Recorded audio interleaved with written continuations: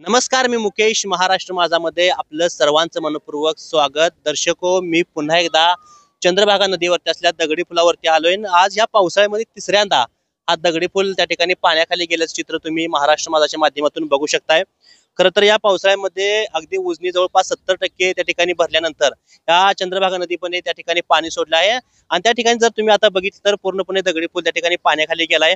आषाढी वारी अगदी तोंडावरती असताना आज 24 तारीख म्हणजे जवळपास 15 दिवसावरती ही आषाढी वारी असताना जर वरच्या भागामध्ये मोठ्या प्रमाणात पाणी वाढलं तर या आषाढीवरती त्या ठिकाणी पुराचं देखील संकट या ठिकाणी येऊ शकते. त्यामुळे पाटबंधारे खात्यानं नागरिकांना अगदी सतर्कतेचा इशारा दिलाय. जर तुम्ही या भागामध्ये जर बघितलं तर अनेक वारकरी देखील या ठिकाणी नदीपात्रामध्ये पाय धुण्यासाठी आंघोळ करण्यासाठी या ठिकाणी येतात. पोलीस प्रशासन देखील या ठिकाणी सज्ज आहे.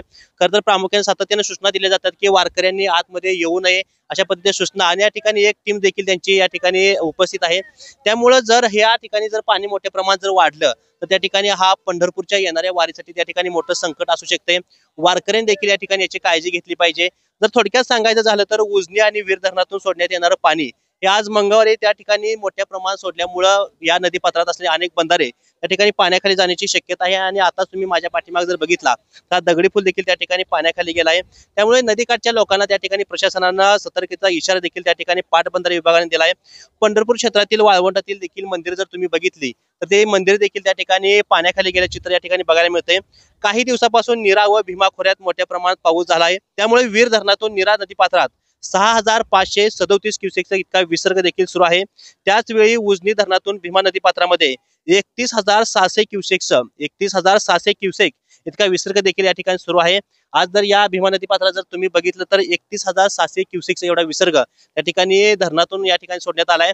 जर पावसाचा जर योग्य अंदाज जर प्रशासनाला होता तर प्रशासनाने या वारीच्या तोंडावरती किंवा या नदीपात्रामध्ये किंवा धरणामध्ये जेवढं पाणी भरत होतं तेवढंच पाणी जर वेळोवेळी जर खाली सोडलं असतं तर ही पूरस्थिती त्या ठिकाणी आटोक्यात देखील आली असती. अगदी 6 जुलैला असणारी ही आषाढी वारी त्यानिमित्त अनेक वारकरी या पंढरपूरमध्ये येणार आहे. जवळपास 20 लाख वारकरी यंदा या पंढरपूरमध्ये येण्याची शक्यता त्या ठिकाणी सांगण्यात येते.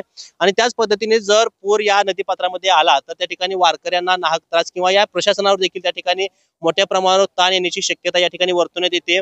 परवाच या ठिकाणचे असणारे पालकमंत्री जयकुमार गोरे असतील, या भागाचे आमदार पंढरपूरचे समाधानदादा अवतडे असतील, प्रशांत परिचारक असतील, यांनी त्या ठिकाणी नदी स्वच्छतेच्या माध्यमातून जर तुम्ही बघितली या बाजूला तर नदी पूर्णपणे त्या ठिकाणी स्वच्छ देखील केल्याचे चित्र आपल्याला या ठिकाणी बघायला मिळते.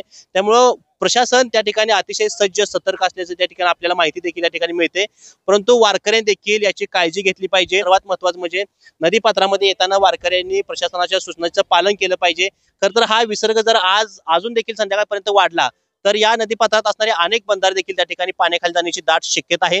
दर्शको, सातत्यानं आपल्याला पावसा पाण्याच्या आणि उजनीच्या आणि चंद्रभागेच्या अपडेट पाहिजे असतील तर त्या ठिकाणी आपण महाराष्ट्र माझाशी जोडून राहावा. धन्यवाद.